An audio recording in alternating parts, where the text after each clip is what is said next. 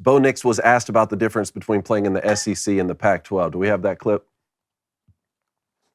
What was the biggest difference between being a starter in an SEC school and a starter out west? In a sense, the hostility and maybe the unhealthy pressure that is added to 18 to 22-year-olds by outside noise and fans. Like, it's almost like an unhealthy obsession in the South. I mean, I was that way growing up. I thought it was life or death football. And you move out here and you play the game as hard as you can, and you got great passion for the game, and it's just a little bit more laid back in a way, and it's a lot more like we're proud of the person you are out there on the field, and like if you give a great effort and if you try really hard and obviously we're out there to win. Nobody goes out there to lose and look bad in front of a bunch of people. But I think that's the difference, quite frankly, is what is put into college football in the South, and then how out here football is just a game, and we find the joy in it.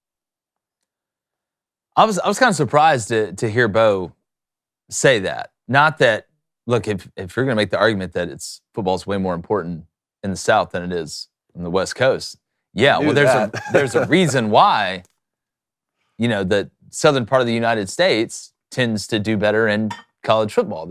They care more. Like, that's kind of our thing. I'm just, part of me, and Bo Nix, like you said, he grew up in it. Part of me is like, yeah, listen, you can say maybe it's an unhealthy obsession, but like a lot of the places, where we grew up in the South, that it's like that with college football, and like the town runs on the football team.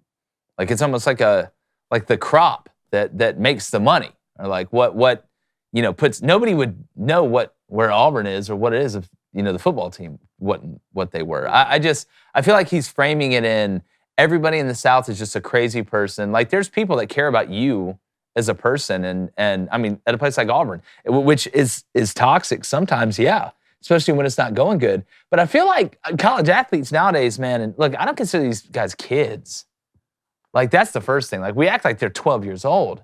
Like, what you're signing up for. One of the reasons that all those, like, that environment's so cool and why you're famous and why you're popular and all these things is because of that. So I feel like there's some good and bad on both sides. You don't ever want to overdo anything. But I was kind of surprised to see Bo Nix say this. Well, Bo's a fan of the show. He might be listening right now for all we know. And he clearly didn't run from the SEC because he had his best years at Oregon. Mm-hmm. I think he broke the completion percentage record. But your thoughts on what he had to say? Well, when it comes to football, I don't want you if you're not obsessed.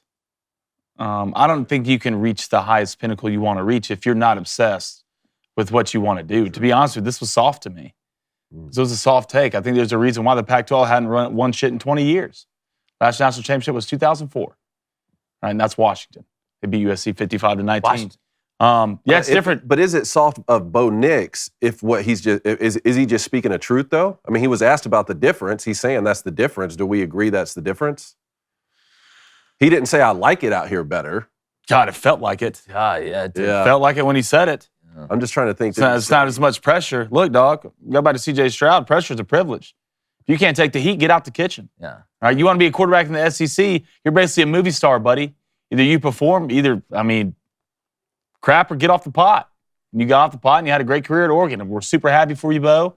And I hope you do great things in the NFL. But that was just a soft take to me. If I'm a GM, like I want you obsessed. I want it unhealthy as possible. I want to have to get you out of the film room. Go home, Tom sleep. Brady. That's what I want. Breaking iPad. Yeah. It's not like it's like an unhealthy obsession with just eating Snickers and. You want to see an unhealthy upset? Look what Tom Brady did to until he was 45. Like He couldn't even retire and play golf with his kids. No, obsessed. Like I want you like stalker obsessed with it. Like, why are you walking around the facility, like just listening to music before we open the doors? Like I want you to want that. Like, I don't know. That surprised me when I saw that. YouTube. Yes, you and the tube. On our way to 100 trillion subscribers. Got some big announcements coming up. But if you're not subscribed, I mean, how can you be in the trust tree?